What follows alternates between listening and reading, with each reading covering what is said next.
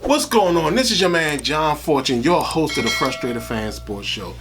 And today, y'all, I gotta come to y'all because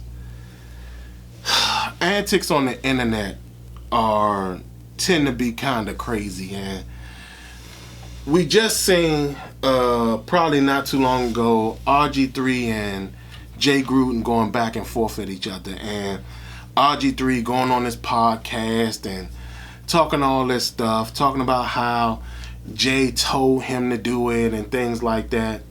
That could be the case. That could not be the case. But I'm here to basically let both of them know, guess what? At the end of the day, you both failed here. You know? And neither one of y'all had success after being here. I'm going to start with Robert. Now, Robert had a promising career. Now, I'll tell y'all this. I've said this before on the show, and I'll say it again. I did not want Robert year one. I didn't want him.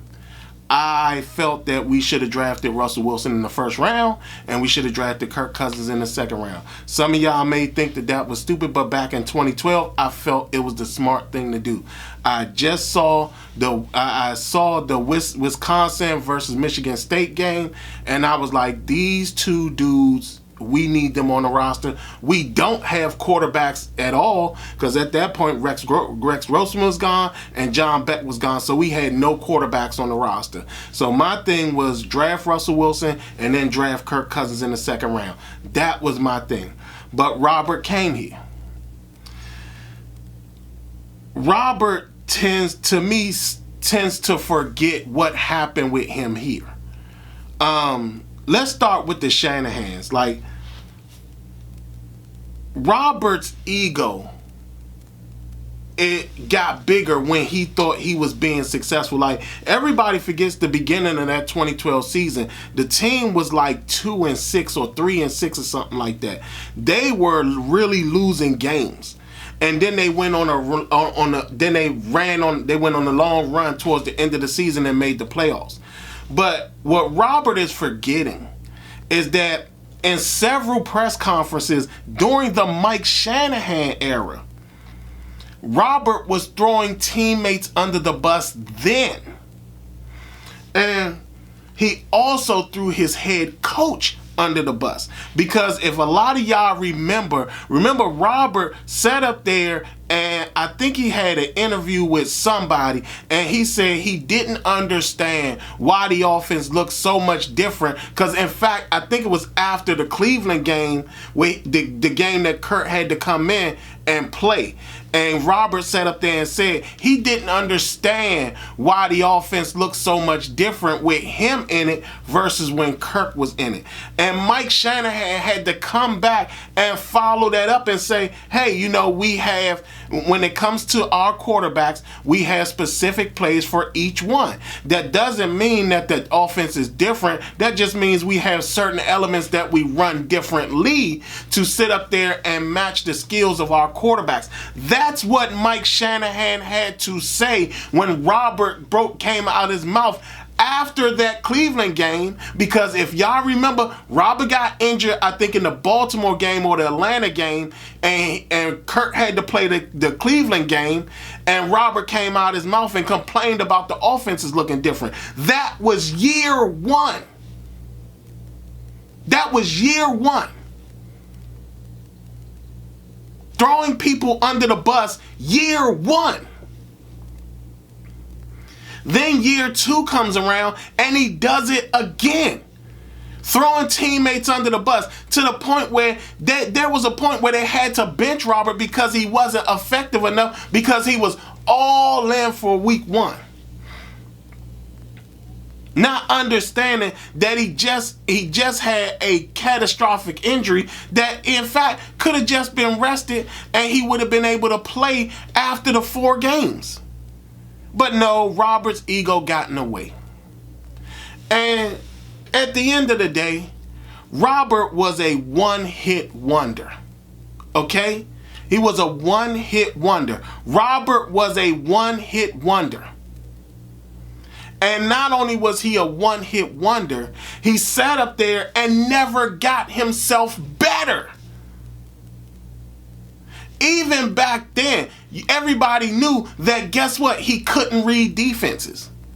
He didn't. He was a one-play guy. He was a one-read guy. Everybody knew that.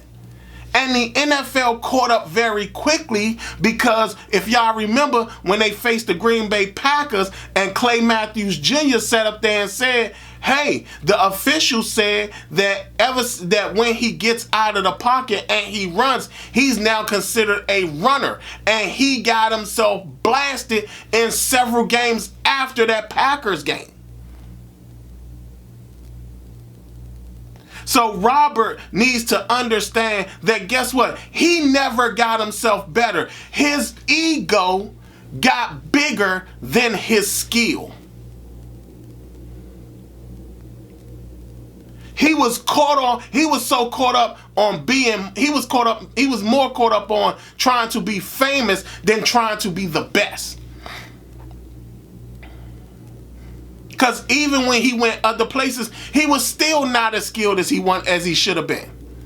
And that was because he had his ego on the line each and every time. Robert had a staff.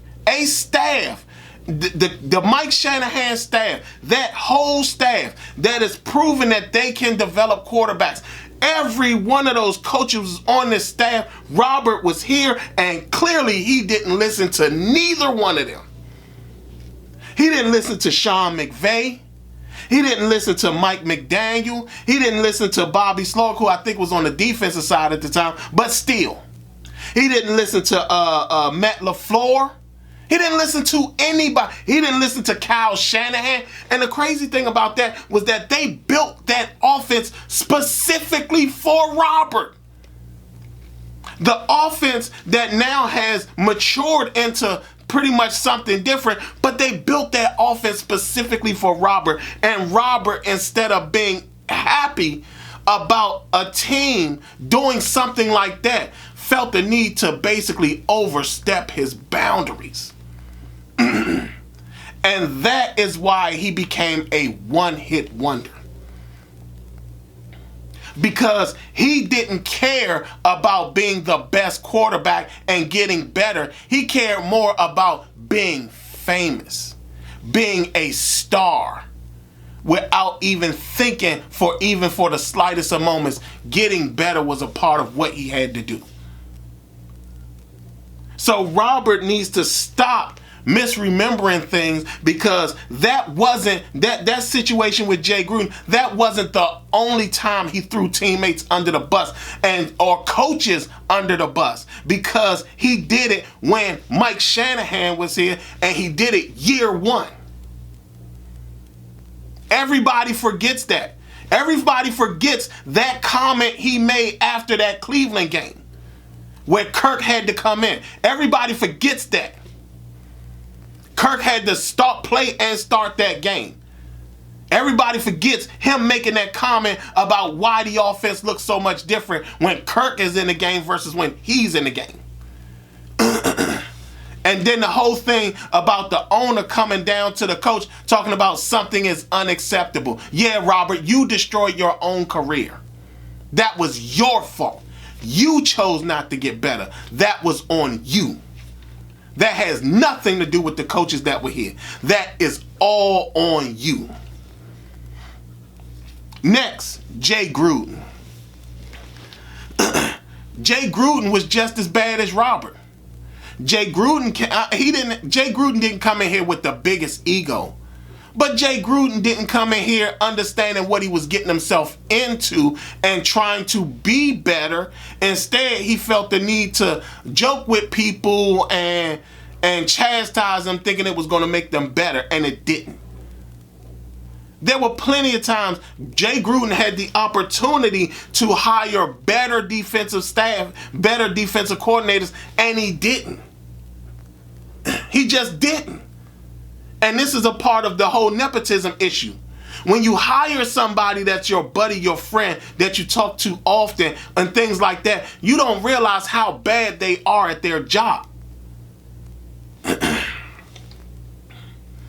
Jay failed here because he never got it together enough to get all the players on board to understand that at the end of the day, this was their jobs. I remember when DJ Swearinger was going off. DJ Swearinger was having a Pro Bowl season. He was having a Pro Bowl season. And DJ Swearinger was complaining about how the other players wasn't taking these games serious. They were only getting paid and playing around. And he felt that it was because of Jay and Jay's comfortability and joking and stuff like that with the players that they thought it was okay. And he refused to accept that. Players sitting up there giving them what they deem purple nurples and all that type of stuff.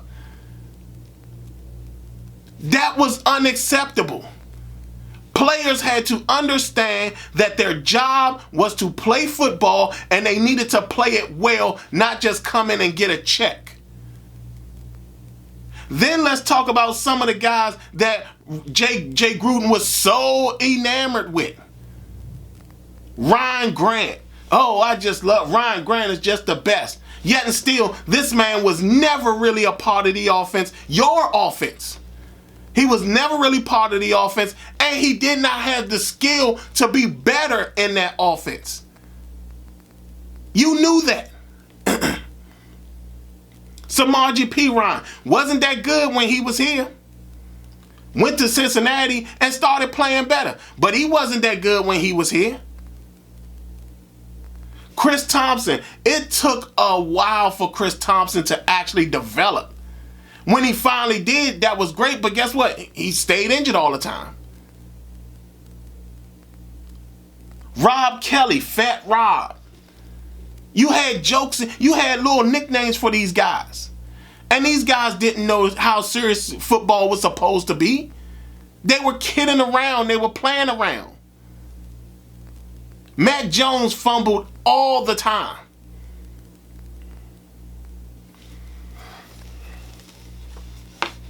Jay fell here just as much as Robert did.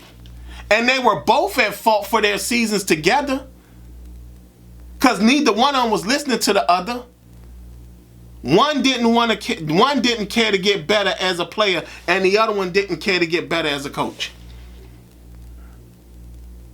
So at the end of the day, you both failed in Washington. Not only that, remember Jay Gruden was the young up-and-coming offensive guru and basically did nothing. Now again, I'll say it, and I've said it before and I'll say it again. Jay could design a play. Jay was very good at calling plays, but Jay was an awful head coach. You don't sit up there and put players' laundry out on it. But guess what? At the end of the day, when it came to it, it was Robert, so we understood. We understood he wasn't listening. We understood he wasn't doing anything to get himself better. We understood that. And even to this day right now, both Jay and Robert are living in the world of false pretenses, because they're both sitting here blaming each other, but yet and still they don't pay attention to the fact that they're both at fault. They were both at fault. You can't sit up there and think that you're special as a quarterback, but yet you don't do anything to make yourself even more special by working on your craft. and then as a head coach, you don't sit up there and get better or become a dominant factor in coaching or still be in coaching if you sat up there and understood how to lead men. This was not Club Med. This was not the Playboy Mansion. This was a place where people had to get their jobs done. This was not high school. This was not college where you can play around and still keep your job and things like that and not really work on your craft and that's not what that is. That's not what the NFL is. That's not what pro football is. Pro is short for professional. And neither one of you were professional at your job. So what I gotta say right now is clear. At the end of the day, both of y'all need to not say nothing to each other at all. Because neither one of you got the right to talk bad about the other one when both of y'all sat up there and didn't get better at neither one of your jobs, neither one of your skills. Y'all can say what y'all want, y'all can talk how y'all want, but at the end of the day, you both failed. And you failed miserably. Because again, guess what? Jay, you only had Robert for 2 years. And you failed the final 4 years. And Robert, again, you're a one-hit wonder. A one-hit. Do you understand that nobody will ever talk to you or except for the people that are here? You're going to be a question that most people will never remember. Because you only did it for 1 year. So, to Jay Gruden and to Robert Griffin III, y'all both need to shut up. Because neither one of y'all was a success. And neither one of y'all went on to any type of thing after being around each other. One didn't get better at his job playing quarterback, and the other one didn't get better at his job being a head coach. Y'all, you know what? This is out to the commenters. Everybody comment. Tell me what y'all think. How do y'all feel about the Robert Griffin III time here and also Jay Gruden's time here? Neither one of them did any good. Like I said, both of them are practically one-hit wonders. When you really think about it, this is Jay's only head coaching job. Hasn't gotten one since. Hasn't even gotten a coordinator job since. Y'all tell me what y'all think. How do y'all feel about Robert and Jay going back and forth with each other? And hey, Robert, Jay, if y'all want to comment, fine too. I'll respond to y'all comments once y'all give me a comment that makes some type of sense. Other than that, this has been your man, John Fortune, and this has been the Frustrated Fan Sports Show.